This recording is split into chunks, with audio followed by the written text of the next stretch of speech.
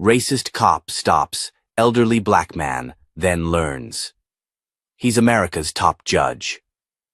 The morning sun had barely lifted itself above the sleepy tree line of Ashford, Georgia, when Officer Ryan Cole rolled out of his driveway in his department-issued black and white Charger. It was a quiet town, the kind where trouble didn't come often, and when it did, it usually wore sagging pants or had out-of-state tags. That's what Ryan told himself every day as he cruised through the same intersections, past the same diners, and waved at the same shopkeepers who never questioned why he drove slow near certain neighborhoods. His shift had just begun. Coffee still hot, radio chatter minimal, and the streets nearly empty except for a few school buses and work trucks. That was when he saw it. A 1970s Cadillac DeVille, polished, immaculate. Deep navy blue with chrome trim and spotless white wall tires. It glided down Ashford Avenue like it had no place to be, and yet belonged everywhere. Ryan's brow furrowed. That wasn't a car you saw often, not in this part of town, and definitely not at this hour. And behind the wheel, a black man. Elderly, wearing a gray fedora and brown driving gloves. He was sitting upright, composed, focused straight ahead. No signs of fumbling or evasion, no sudden moves, just smooth, steady presence. Ryan stared at the Cadillac for another block, and finally flicked on the lights. Not because of a violation, there hadn't been one, but something about it didn't sit right. Nice car, calm demeanor, wrong neighborhood. Wrong look. The Cadillac slowed without hesitation, pulling over near a quiet sidewalk shaded by oak trees. Ryan took a breath and stepped out, adjusting his belt like he was preparing for a lecture he'd given a dozen times before. He approached the driver's side. The window rolled down slowly, the hum of the motor barely audible. Inside sat the old man, his hands on the wheel, his chin raised slightly. His skin was the dark, weathered brown of a man who'd lived through decades most people only read about. His eyes, however, were sharper than Ryan expected, quietly assessing. "Morning, sir," Ryan said, in a tone that hovered between civility and suspicion. "You know why I pulled you over?" The old man didn't blink. "No, officer, but I assume you have your reasons." Ryan's jaw tightened. He hated answers like that. Polite but not passive. Measured but unbothered. There was no fear, no confusion, just presence. "Can I see your license and registration?" The man reached into the glove compartment with slow, deliberate movements, retrieving a slim leather wallet and a small envelope with paperwork. No sudden moves, no attitude. He handed them over. "Where are you headed this morning?" Ryan asked. "A burial," the man said plainly. "Family," Ryan prodded. "No," the man said. "History." Ryan blinked. What kind of answer was that? He glanced down at the ID. The name read, Harold Elijah Lawson. The photo matched. The address? Local. Not just local, historic district. Old money side of town. The kind of place you didn't associate with black residents unless they were landscapers or nurses. Ryan stepped back toward his cruiser, his gut twisted. Something didn't add up. No violations, no warrants, no reason. But something in him needed to press further. He keyed into dispatch. "This is Unit 4, requesting verification on a government-issued ID. Name, Harold Elijah Lawson. Can you run a federal database check?" There was a pause, then static. Then another pause. "Say again, Officer Cole." Ryan repeated it. He even spelled the name. A few seconds passed, then 10. No reply. That's when the hairs on the back of his neck stood up. Dispatch wasn't slow. Dispatch was confused. As he waited, Ryan stared at the ID again. There was an embossed silver seal in the corner, faint but official-looking. Federal. Below the name, in small print, Judicial Authorization, Article 4. He'd never seen that before. "Where'd you get this ID?" he asked, walking back toward the car. The old man didn't look up. "From the people who appointed me." Ryan tried to hold eye contact, tried to stare him down, but it didn't land. This man wasn't avoiding authority. He simply didn't react to it, like he didn't need to. "Mind stepping out of the vehicle?" Ryan asked, a bit more forceful now. "For what cause?" Harold asked, finally turning toward him. "I have reasonable suspicion." "What suspicion is that?" Harold's voice was calm, almost gentle, but it carried the weight of courtroom cross-examination. Ryan faltered for a second. "Unusual behavior." "You mean I didn't argue, didn't panic, and didn't look guilty?" Ryan's fingers curled slightly. "Step out of the vehicle," he repeated.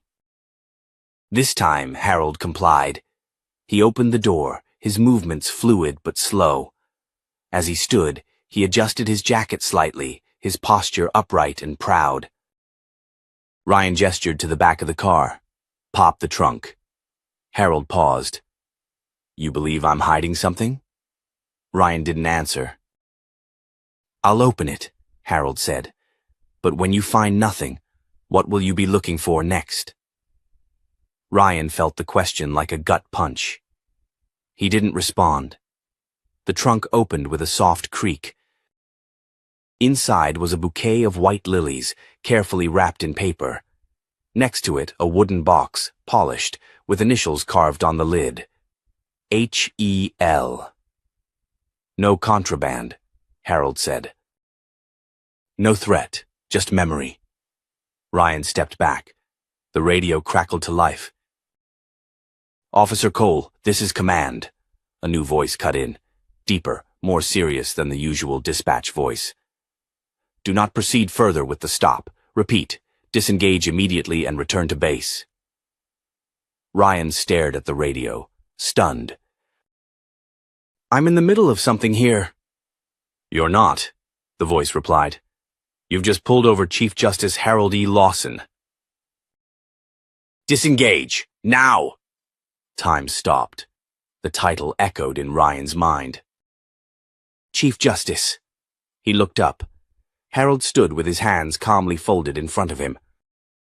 No smirk, no challenge, just watching. Like he had seen this unfold before.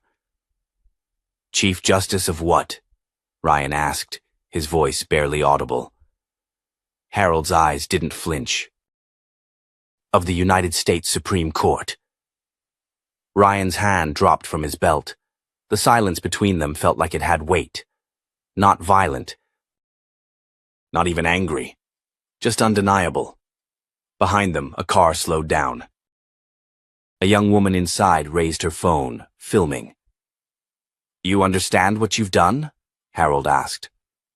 "I didn't know," Ryan said quickly. "That," Harold replied, "is exactly the problem." And with that, he turned, walked back to his car, and closed the trunk with the same care he had opened it. Ryan didn't move. He couldn't. The radio buzzed again. But this time he didn't answer, because deep down, he knew the story had just begun, and it was no longer his to control. Ryan didn't sleep that night. He sat at his kitchen table long after the house had gone quiet, staring at his badge like it had transformed into something else. The black coffee in front of him had gone cold hours ago, untouched. His hands, usually so steady, trembled when he reached for the ceramic mug. He couldn't stop replaying it. The calmness, the way Harold Lawson spoke, the way dispatch had snapped to attention the moment his name was said. And most of all, the phrase that stuck in Ryan's chest like a splinter. Chief Justice. It didn't seem real. How could a man like that, someone whose name probably sat in textbooks, just be driving through Ashford like any other citizen? No security detail, No limo, not even a driver. Just a man behind the wheel of a classic Cadillac, wearing driving gloves like it was 1956. Ryan had questions. Too many. But he couldn't ask them. Not now. Not to his lieutenant. Not to his partner.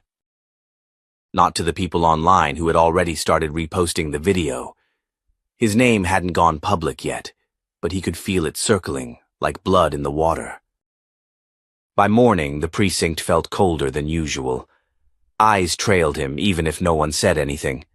A few nods, a few tight-lipped greetings, but it was clear. Something was off. And then came the call. Lieutenant Donna Hughes summoned him to her office. Donna wasn't known for dramatics. She didn't raise her voice. She didn't threaten. But when Ryan stepped in, he could tell she had already made up her mind. "Close the door," she said. Ryan obeyed. She gestured for him to sit, but he didn't. "I assume you know who Harold Lawson is?" she began. "I know now," Ryan replied. Donna tilted her head slightly. "You should have known then." "I didn't recognize him. He wasn't listed under any federal flag in our car system. His ID didn't pop up red." "Because men like that don't need to show up red, Ryan." "They wrote the codes." Ryan felt a heat rise in his chest, but it wasn't anger. It was shame. The kind that starts slow and grows in your gut until it chokes your throat. "I wasn't disrespectful," he insisted. "You questioned him. You told him to step out of the car. You opened his trunk." "I didn't know," Ryan repeated, weaker this time. Donna leaned forward. "That excuse works when you pull over a nervous teenager for rolling a stop sign. It doesn't work when you stop the man who literally helped draft half the decisions that define federal traffic law." Ryan's voice was thin. He wasn't acting like someone important. Donna blinked, slowly, like she was giving him one last chance to catch himself. "Maybe," she said. He was acting exactly like someone who knew his worth didn't depend on being recognized. There was a pause, long and thick. He could have pulled rank. "He didn't," she continued. "He could have made a scene. He stayed calm." "Do you know what that video looks like to people?" Ryan nodded, though he hadn't seen it yet. He couldn't bring himself to watch. Not yet. "It looks like a man being profiled," Donna said. "And not just any man. The man whose name is literally etched into the state courthouse downtown." "I never saw his name," Ryan said. "Not until later. I just saw the car, the gloves." The skin?" she asked. Ryan flinched. Donna didn't press. Instead, she handed him a folder. Inside were 5 printouts, tweets, video links, screenshots of online discussions. Underneath them was a copy of the State Judicial Directory. Highlighted in yellow, Chief Justice Harold Elijah Lawson. "Do you know how long he's served?" she asked. Ryan shook his head. 27 years on the bench, 15 as chief, nominated by 2 presidents. Confirmed unanimously. No scandals, no controversies. Just decisions, fair ones. And yesterday you made him stand beside his car like a suspect. Ryan swallowed hard. "What happens now?" "You're on desk duty for the rest of the week," Donna said. "Internal affairs will need a statement. So will public relations. You need to figure out how to explain this." "What should I say?" "That's up to you," she replied. "But if you say you didn't know who he was, be prepared for the next question. Which is, if he hadn't been the Chief Justice, if he were just another old black man in a nice car, would anything you did have been different?" Ryan didn't answer. He couldn't. Outside her office, the halls were even quieter. No one looked at him. Not directly. It wasn't hostility. It was worse. It was the kind of silence that formed when people didn't know whether to defend you or step away. He sat down at his desk, opened his department laptop, and stared at the login screen. His fingers hovered over the keys, but they didn't move. He wasn't ready to face the video. Across town, Harold Lawson sat in a modest office on the third floor of a red brick building that bore no sign outside. He was leafing through handwritten clemency petitions. He read slowly, carefully, stopping every so often to underline names, dates, phrases that stood out. A clerk knocked lightly on his door. "Judge Lawson," she said. "Someone from the governor's office called. They'd like to release a statement supporting you." Harold didn't look up. "No need. They're worried the silence might make it worse." Harold finally looked at her. "Worse for who?" The clerk hesitated. "For public confidence." Harold nodded once, quietly. "Let them worry about that. Do you want to respond at all?" "To the video?" He shook his head. "The footage speaks. My words won't change it." And with that, he turned back to his paperwork. One of the petitions had a shaky signature. A man sentenced 20 years ago, claiming innocence still. No video. No audience. Just words written in hope. Harold paused for a long moment, then circled the file with a black pen. At that same hour, Ryan finally clicked on the video. It played in a small window in the corner of his screen. There was no commentary, no music. Just grainy footage. A white cop asking an old man to open his trunk. The old man nodding, moving slowly, opening it. The moment the bouquet of lilies came into frame, Ryan felt like the air left the room. He watched himself speak, lips tight, shoulders squared, stance ready. And then Harold's voice, so even, so calm. "If you find nothing, what will you be looking for next?"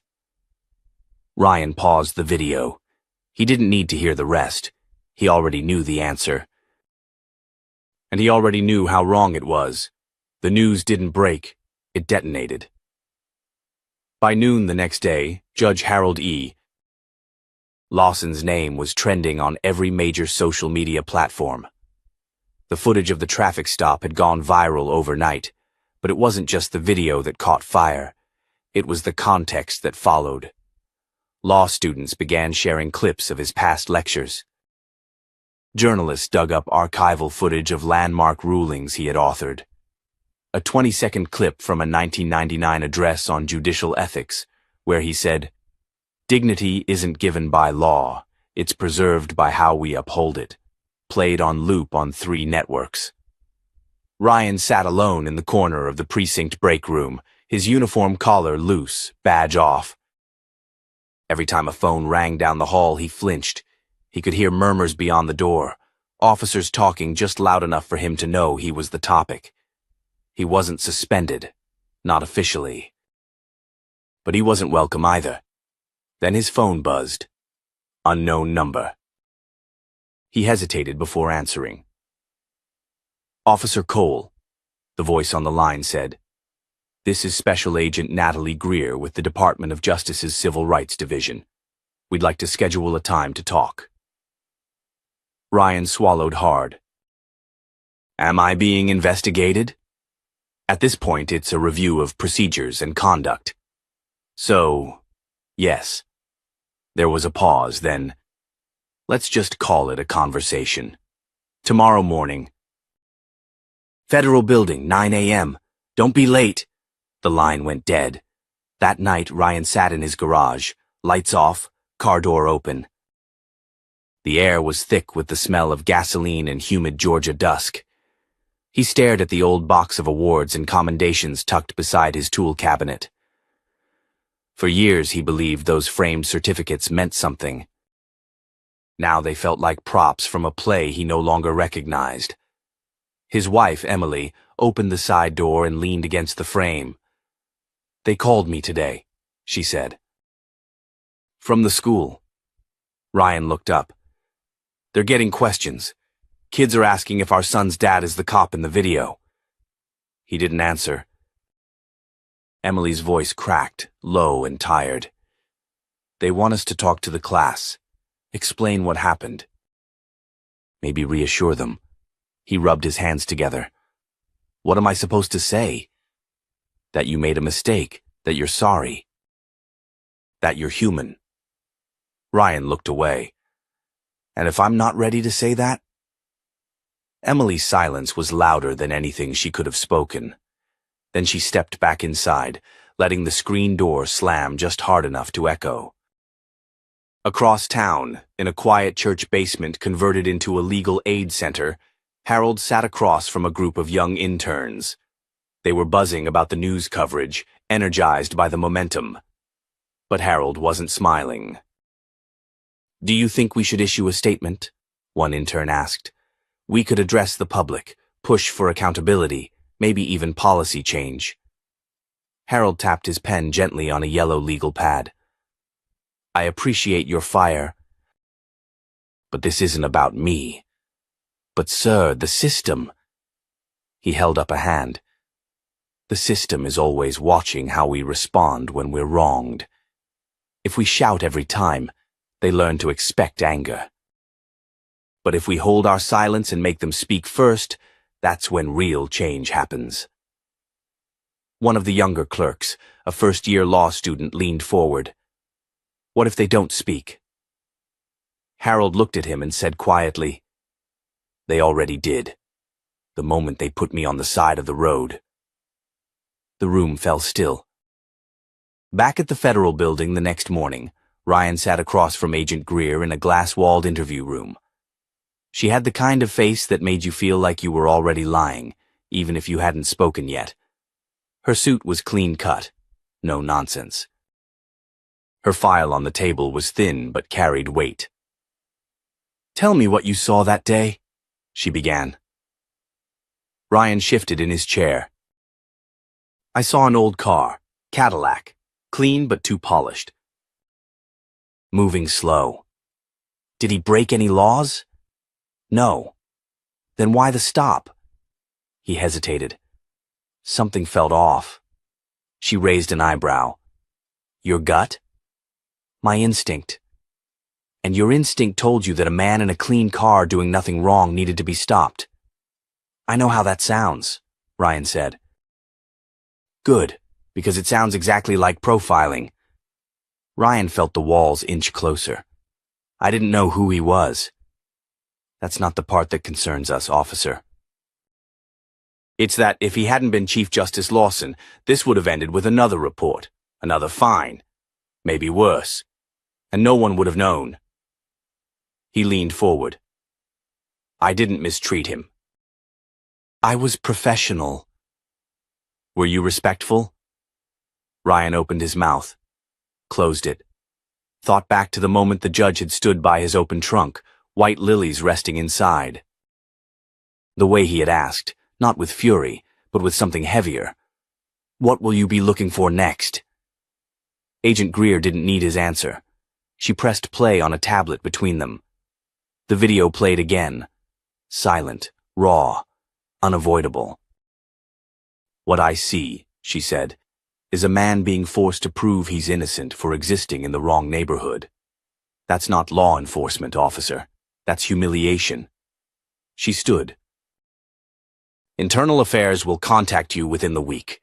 You're being placed on administrative leave, effective immediately." Ryan nodded, but it wasn't really agreement. It was the nod of a man who realized he was being pulled out of the current, but had no clue how deep he'd already gone. He walked out into the bright morning light, blinking hard. For a moment, the sunlight didn't feel warm. It felt like exposure. Meanwhile, back at the courthouse, a young mother waited outside the chamber doors with her son. She clutched a copy of the Constitution in one hand and a folded letter in the other. When Harold walked by, she stepped forward. "Judge Lawson," she said. He stopped. "My brother," she said. "He was sentenced 10 years ago. You didn't know him." "But he always said, if anyone ever reads my appeal with fairness, it'll be that man. That was you. You saw something no one else did." Harold said nothing, only nodded gently. "Then the boy," maybe 10 years old, stepped forward and asked, "Do you remember his name?" Harold looked down at the child, then smiled softly. "I remember what mattered." And with that, he walked away. Because the fight ahead wasn't about clearing his name. It was about reminding people whose names they had ignored all along. The public wasn't just reacting, they were awakening. By midweek, the viral video had evolved into a movement.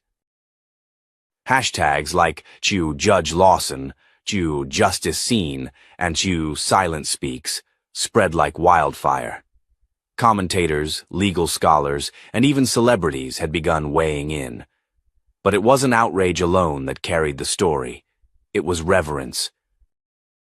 There was something in Harold Lawson's quiet, measured composure that stirred people more deeply than anger ever could. The real spark came from a high school civics class in Newark, where a teacher had paused the day's lesson to show the video. When it ended, a student asked, "If even someone like him can be stopped, what about us?" The clip of that moment, a teacher visibly shaken, a class left speechless, was posted online and hit 1 million views overnight. In Ashford, Ryan sat in the back of his own car, parked in a grocery store lot. The ignition was off. The windows fogged slightly from his breath. He had nowhere else to go that didn't feel like walking into a room full of ghosts. He'd been officially placed on leave. The department phrased it gently, citing routine procedure, but there was nothing routine about it. His access badge had been disabled, his name had been removed from the patrol schedule, and when he'd returned to clear out his locker, someone had taped a copy of the Constitution inside it. No note, just that. He hadn't spoken to anyone in days, not his parents, not his lieutenant, not even Emily. Until the phone rang. It was his father. "Hey," Ryan answered, voice tight. "You okay?" his father asked, the same question he always asked when he didn't know how to say what he really meant. Ryan didn't answer right away. "I saw the video," his father continued. "Yeah, everyone has." There was silence on the line. Then, "I remember him, you know." Ryan's eyes lifted slightly. "Lawson. Back when I was teaching, he came to speak at our school. This was maybe 98. Half the kids didn't even know who he was. But I'll never forget the way he looked at them. Like they mattered. All of them. Even the ones the system had already written off." Ryan let the words settle. "You screwed up," his father said plainly. "I know. But you know what the real problem is?" he continued. "You didn't see him, not the judge, not the black man. You saw a disruption in your routine, and that's the scariest kind of blindness, thinking you're looking when you're really just scanning." Ryan tightened his grip on the steering wheel. "I didn't mean harm." "That's not enough anymore," his father said. "Not in this country. Not for you." Then he hung up. Meanwhile, across the city, in a modest church gym converted into a makeshift media hall, Harold sat quietly at the back as a community forum unfolded. He hadn't agreed to speak, only to attend. Organizers had begged him to take the mic, but he preferred to observe. A young woman stood up, trembling slightly. Her voice was uncertain at first, but grew stronger. "My father was pulled over 5 times in 6 months, she said. "Once with me in the car. Every time they told us it was routine, but it didn't feel routine. It felt like being weighed and discarded." She turned toward the back of the room. "When I saw that video, it didn't shock me. What shocked me was that someone finally had a camera when it happened to someone they couldn't dismiss." Harold's gaze remained steady.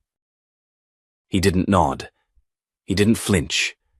But his presence shifted the air around her. Afterward, as the crowd milled about, Harold stepped outside for air. That's when a man approached. Mid-30s, tall, uniformed, but not in Ashford colors. Chief Lawson? He asked. Harold didn't correct him. I'm Officer Malik Rhodes. I drove up from Augusta. I just needed to see you. In person. Harold studied him. I watched that video 10 times, Malik continued. Not because I didn't believe it, but because I wanted to understand how you stayed that calm. I've had practice, Harold replied. Sir, Malik said, voice cracking, I've been in law enforcement for 9 years. I've stopped people I didn't need to stop. I've let my gut guide me instead of the law, and every time I thought I was being proactive. But now I see, I was being reckless. Harold placed a gentle hand on the man's shoulder. Then don't repeat it, he said. Start seeing people. Not threats, not anomalies, people. Back in Ashford, Ryan drove without a destination. Just roads, stop signs, intersections. Each one whispering echoes of decisions he'd made without thinking. He ended up in front of the courthouse. He didn't plan it. It just happened. The building loomed before him, red brick, towering columns, the American flag fluttering in the wind. He walked up the steps, hesitating at the door. Inside, everything felt sharper, quieter. He asked the clerk, "Is Chief Justice Lawson here?" The woman behind the counter blinked. "Do you have an appointment?" "No." "Then I'm afraid—" A voice behind her interrupted. "Send him in." She turned. Harold Lawson was standing at the end of the corridor, holding a slim, leather-bound notebook. Ryan followed silently into the chambers. Harold gestured to the seat across from his desk. "Sit." Ryan sat. The room was lined with shelves, old law books, photographs. A plaque from the NAACP, a small painting of a courtroom from the 1800s. "I didn't come to ask for forgiveness," Ryan said. "I just needed to understand." Harold opened his notebook, flipped a few pages, then closed it again. "Understanding begins when you stop defending your choices," he said. "I thought I was being careful. You were being cautious." "There's a difference." Ryan's eyes dropped. "What would you have done? In my place?" Harold leaned forward. "I would have asked his name." Ryan exhaled. "That's it? That's everything." The silence that followed wasn't cold. It was full. Heavy with meaning. "You carry a badge," Harold said. "That badge gives you power. But what keeps you honorable isn't what you enforce. It's what you choose not to." Ryan nodded slowly. Then Harold stood, extending his hand. Not as a gesture of approval, but of expectation. "Start over," he said. Ryan took the hand. And for the first time since the video surfaced, he felt the weight begin to shift, not disappear, but realign, not forgiven, but faced. And that was a start. The storm didn't end after the handshake. It began to widen. 2 days after Ryan met with Chief Justice Harold Lawson, the Ashford Police Department received a formal request from the State Attorney General's office. It wasn't a lawsuit, not yet, but an investigative order, a systemic review of traffic stop data, body cam compliance, and internal bias training protocols. The language was sterile, the meaning was not. Ryan didn't return to the station. He spent his days at home, sifting through headlines, watching clips of protesters standing silently in front of local courthouses. Some carried signs that simply read, "See me." Others held portraits of Harold from his law school years, a reminder that justice hadn't always worn robes. It had once worn borrowed suits and carried second-hand textbooks. But the real tremor hit when a previously buried memo surfaced. A 2021 internal review had flagged Ryan's patrol conduct, noting a pattern of stops disproportionate in race. The recommendation: reassigned to administrative duty pending further observation. It had never been acted upon. The officer who wrote the memo, Lieutenant Parker, had since retired. But now his silence was a headline. The media dubbed it the Ashford Pattern. And now it wasn't just about one officer or one judge. It was about every stop, every unreported interaction, every name left off a citation because it wasn't worth the paperwork. Ryan had become the face of something far bigger than his mistake, and that terrified him. At home, Emily was growing distant. Not in the dramatic way, no shouting, no slammed doors, but in the still, empty kind. The kind where you pass each other in the hallway without speaking. The kind where the quiet says more than words ever could. One night she set a cup of coffee beside him and stood for a moment, watching. "Have you talked to Ben?" she asked. Ryan looked up. "Our son?" She nodded. "He won't talk to me." "Can you blame him?" Ryan closed his eyes. "He saw the clip," Emily continued. "Not the long version. The one where you ask him to step out of the car. Where your hand is resting on your holster. I never drew it. That's not what matters." He looked at her, desperate. "I didn't see him for who he was.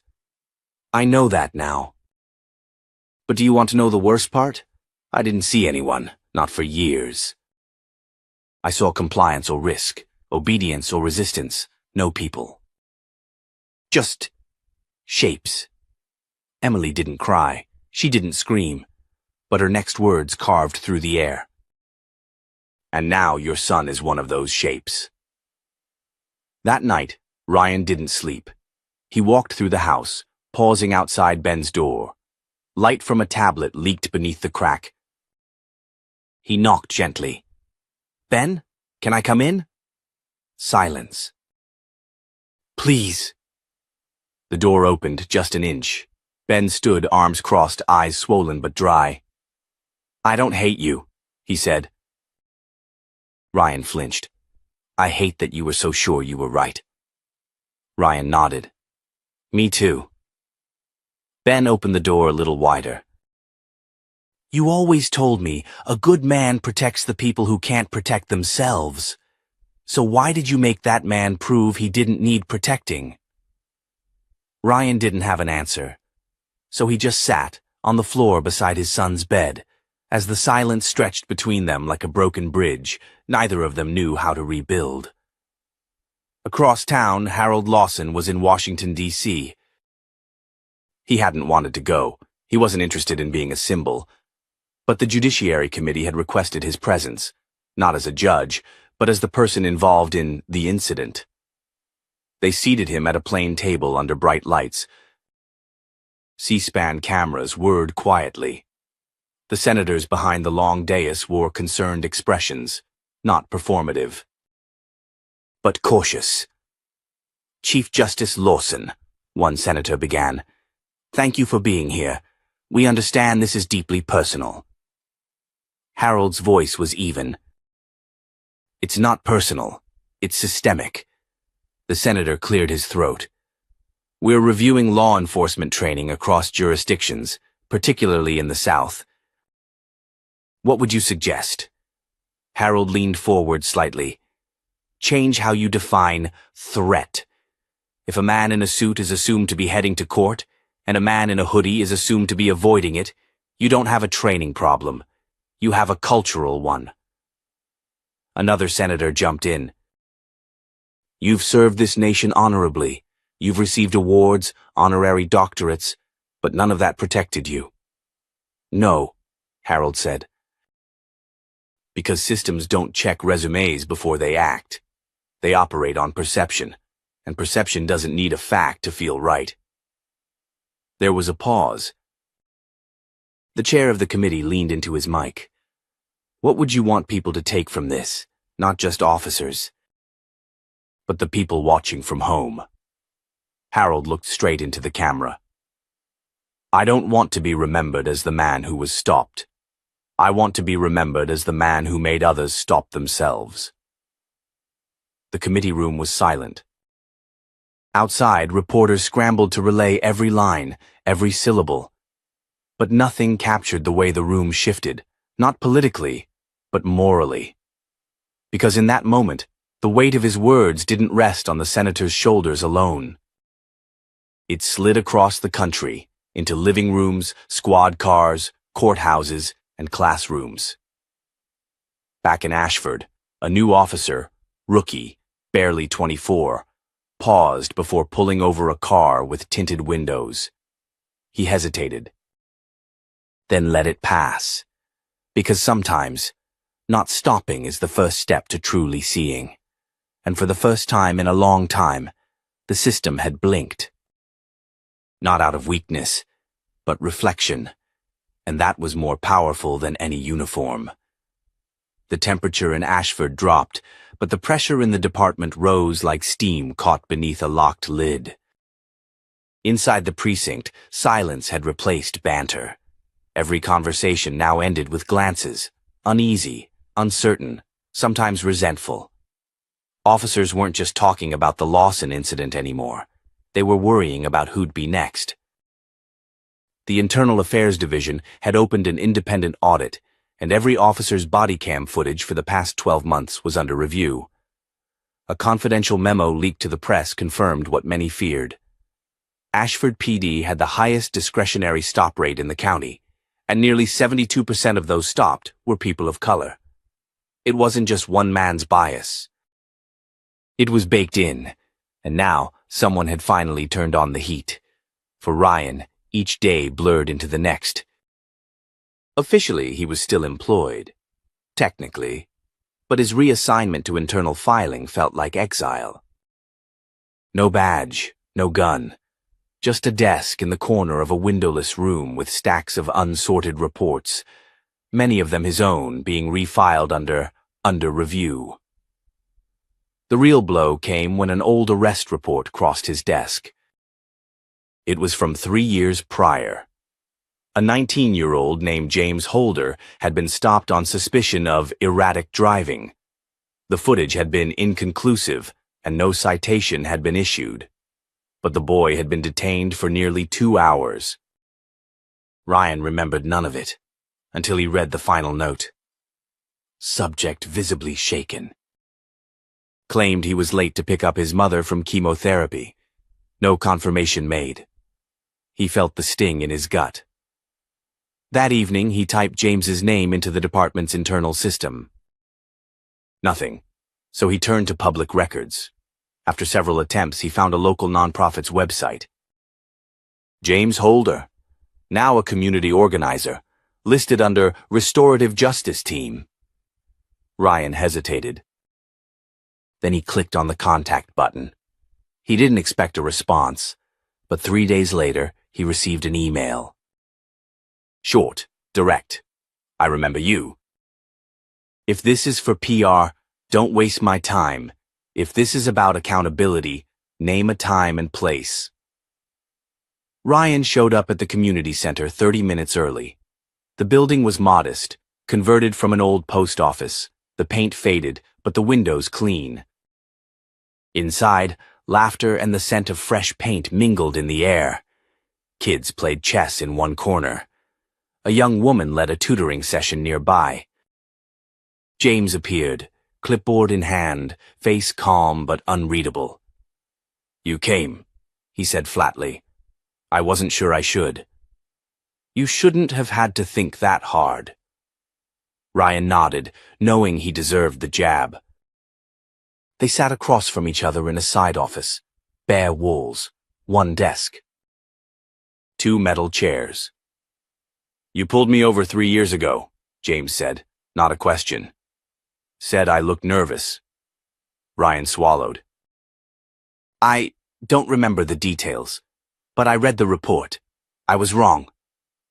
James folded his arms. My mom passed a month later, he said. That day, I was trying to get her to her last chemo session. She waited outside for almost an hour because I couldn't call her from the back of your car. Ryan looked down. I'm sorry. No, James replied. You're not here for that. You're here because you got caught, not by the public, by yourself. Ryan raised his eyes. Do you think I'm beyond change? James leaned back. No. I think change starts when people stop asking for forgiveness and start asking how to fix what they've broken. There was a long silence. Ryan cleared his throat. Then tell me what to do. James stared at him. Start with your own department. Not the PR stuff. The real rot. The assumptions. The habits. The language. You can't undo what you did to me. But you can make sure the next kid doesn't sit in the back of a cruiser while his mother waits to die. That night, Ryan sat in his car outside the department, writing. Not a memo. Not an apology. A report. He titled it, Discretion and Assumption, a Personal Pattern. It detailed every discretionary stop he could recall. He pulled reports. Checked logs. Counted citations, broken taillights, vague suspicions. He even included notes about his own language, phrases like seemed off, unusual behavior, didn't respond respectfully. Then he attached a note. This isn't a resignation. This is a confession. Do with it what you will. He left the envelope in Chief Ellis's inbox before dawn. By noon, it was all anyone at the station was talking about. The reactions were mixed. Some said he'd lost it. Others said it was a stunt. But a few, quietly, called it brave. One of them was Officer Denise Calderon, a 10-year veteran who'd spent most of her time on the community liaison team. She stopped Ryan in the hallway. You started something, she said. I didn't mean to. Well, you did. And now, there are officers asking to review their own footage before it gets audited. They want to know if they missed something, if they need to own something. Ryan shook his head. I don't know if it's enough. Denise looked him straight in the eye. It's not, but it's more than we had last week. That afternoon, the department called a town hall. Chief Ellis stood at the podium. His usual calm was replaced by a noticeable edge. We are not here to defend mistakes, he said. We are here to own them. The room was packed. Officers, citizens, reporters, students. Behind Ellis, a screen lit up. A quote. You can't fix what you won't admit. Beneath it, in small print, Attribution, Officer Ryan Harland, Internal Report, March 10th. Gasps rippled through the room. And somewhere in the crowd, James Holder nodded. Because sometimes change doesn't roar. Sometimes it begins with a whisper from the one who used to make people silent. The night before the ethics hearing, the wind in Ashford carried a strange stillness, like the town itself was holding its breath. Inside a modest conference room at City Hall, the walls were lined with folding chairs and water-stained posters promoting Justice Awareness Month. Normally, this kind of event would have drawn a dozen attendees, maybe a local reporter if someone called ahead. But tonight, every seat was taken. The event wasn't about budget reform or policy updates. It was about the fallout. Ryan Harlan sat in the third row, dressed not in uniform, but a gray button-down and jeans. His hair was slightly longer now, face paler, less tense, as if the weight of pretending to be certain all the time had finally fallen off. But what remained in its place was something heavier. Accountability. Harold Lawson hadn't arrived yet, but his name was already everywhere. The hearing had gone public after the Department of Justice confirmed that Lawson's stop had triggered a wider investigation into racially biased traffic stops across the state. Other departments were now being quietly reviewed. Suddenly, Ashford had become a symbol. Ryan watched as the moderator, a professor from the local college, adjusted his notes and tapped the mic. Tonight isn't about one mistake, the man said. It's about a mirror, and whether we have the courage to look into it." Just as he finished speaking, the back door opened. Harold stepped in. No entourage, no speech in hand. He walked slowly, deliberately, and took a seat in the very last row. No fanfare, no expectation. Ryan saw him, and for a moment didn't move. Then he stood. Without being asked, without introduction, he walked to the front. People shifted, some whispering, others going completely silent. "I'm not here to clear my name," Ryan began. "I'm here because I want to say something out loud, in front of people who deserve to hear it." He paused, looking out at the crowd. "When I pulled over Mr. Lawson, I didn't see a man. I saw a possibility. A possibility that he didn't belong, and I acted on that." Gasps didn't come, just the sound of breathing, thick and hesitant. "I thought I was acting in good faith. I thought my instincts were sharp. But instincts that only sharpen on certain people aren't instincts. They're bias, dressed up in confidence." He looked toward the back, locking eyes with Harold. "I thought this would go away after the apology, after the story moved on. But the truth is, I kept replaying it in my head. Not the stop, but the moment he looked at me like I was the one being judged." A woman in the front row, a teacher, whispered to her neighbor, "This is the first time I've ever heard him speak like this." Ryan continued. "Since that day, I've spoken to other people I've stopped. Not because I had to, because I needed to. And one of them told me something I can't forget. Justice doesn't start with who you accuse. It starts with who you refuse to assume anything about." He stepped back. "I assumed wrong. And if we keep assuming, nothing changes." He returned to his seat. The room didn't applaud. They didn't need to. The moderator turned toward Harold. "Mr. Lawson, would you care to speak?" Harold stood slowly, walked to the front. He didn't touch the mic. He just looked out, his voice steady and quiet. "I've spent a lifetime believing the law could protect people. I wrote statutes, I sat on panels, I saw reform after reform. But none of that stopped a man from seeing me as a suspect because of how I looked in a car I paid for." He scanned the room. "This isn't just about Officer Harland. It's about what made his choice feel normal." The room was still. Then Harold turned to Ryan. "I don't need an apology." Ryan tensed. "I need a partner.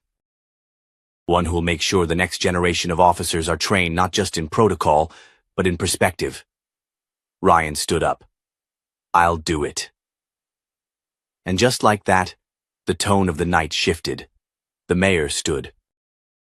"I propose the formation of a joint task force on community policing, co-chaired by Judge Lawson and Officer Harland." A few murmurs, then claps, not thunderous, but sincere. Afterward, as people began to leave, a teenage girl walked up to Harold and handed him a folded paper. "It's a poem," she said. "I wrote it in school after we watched the video of you." Harold smiled gently and accepted it. As they left the building, Harold caught up to Ryan on the steps. "You meant what you said?" Ryan nodded. "Every word." "Good," Harold replied, "because if we're going to rebuild trust, it won't come from speeches." Ryan smiled faintly. "Then where?" Harold looked at him. "From small rooms like this. From people who were wrong and are willing to stay even when it's uncomfortable." They didn't shake hands this time. They just walked side by side into the quiet Ashford night, toward a town that had finally started to listen. 6 weeks later, a different kind of gathering filled the same city hall room where it all unraveled. Not a hearing, not a disciplinary board. This time, it was standing room only for something no one expected. A community-led initiative called One Stop, One Standard. There were no uniforms at the front, no gavel. Just two men, one gray-haired in a navy sport coat, the other in rolled-up sleeves and worn khakis, sitting beside each other like longtime colleagues. Judge Harold Lawson, once a name hidden behind dusty legal textbooks, had now become something else. Not a martyr, not a hero, but a mirror. And sitting next to him was Ryan Harland, once a symbol of casual enforcement, now a man who'd been through the fire, and was still standing. On the stage, a high school student named Brianna took the mic. "I used to think justice was just rules," she said. "But then I watched the video, not the traffic stop, the silence after. The part where no one spoke, but everything changed." She paused, holding up a laminated quote card. It said, "Justice begins not with a badge, but with who you choose to believe deserves dignity." That was the first time I ever saw myself in a sentence. From the back row, someone stood. It was Eric Dubois, the journalist who first uploaded the now viral clip of Harold being stopped. "I didn't post it to get attention," he said. "I posted it because my father used to tell me, if you see something wrong and say nothing, you're part of it. That day, I decided not to be part of it anymore." The crowd clapped, not because it was expected, but because it needed to be done. Not for applause. For release. After the event, reporters tried to corner Harold. "Judge Lawson, any statement about the state-level reforms inspired by your case?" He smiled faintly. "It was never my case. It was everyone's moment to wake up." "Will you ever return to the bench?" "I never left. I've just started sitting in a different seat." Outside the hall, as the crowd began to disperse, a young officer in uniform approached Ryan. "Sir," he said nervously, "can I ask you something?" Ryan nodded. "Of course. That day, if you could go back, would you do it differently?" Ryan didn't answer right away. He looked at the badge pinned to the officer's chest, then back at the kid's eyes. "I wouldn't erase that day," he finally said. "I'd live it better." The officer blinked, unsure what to do with that kind of honesty. Then he extended a hand. "Thanks for not walking away." Ryan shook it. "That's the whole point, isn't it? We only lose when we stop showing up." As twilight deepened over Ashford, Harold returned to his quiet neighborhood, where neighbors now paused to wave, not out of recognition, but respect. He entered his house, set down his briefcase, and pulled a letter from the stack of mail. It was handwritten. No return address. Inside, a single sentence. "I watched you stand still while the world judged you, and I changed how I saw people because of it. Thank you." He folded it gently and placed it beside the others. Not framed, not photographed, just remembered. At the precinct, Chief Ellis finalized a new protocol. Body cams would now be reviewed quarterly, not just for misconduct, but to study how officers engaged with people, with a focus on tone, respect, and restraint. The training manual was rewritten. The first sentence read, "Before enforcing the law, remember, the person in front of you might be the one who wrote it." By week's end, over 100 precincts across the state adopted similar guidelines. The old footage? Still online. Still shared. Still used in classrooms and seminars. But not for shame. For change. And Ryan, he didn't go back to traffic enforcement. He didn't want to. Instead, he began mentoring new cadets. Each time, he opened orientation with the same story. "I once made a stop that changed my entire view of what it meant to serve the law, and it wasn't because I used force. It was because I didn't see the full human in front of me. That'll never happen again. Not on my watch. And if you're wearing this badge, it won't happen on yours either." They listened. Some nodded.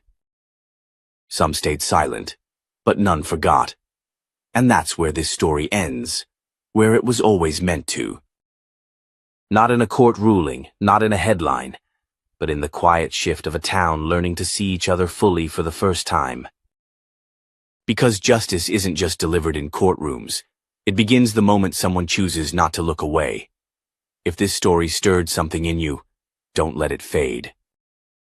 Help us tell more stories that deserve to be heard, stories that challenge, that humanize, that matter. Like, share, subscribe, not for us, for the ones who never got the chance to speak until now.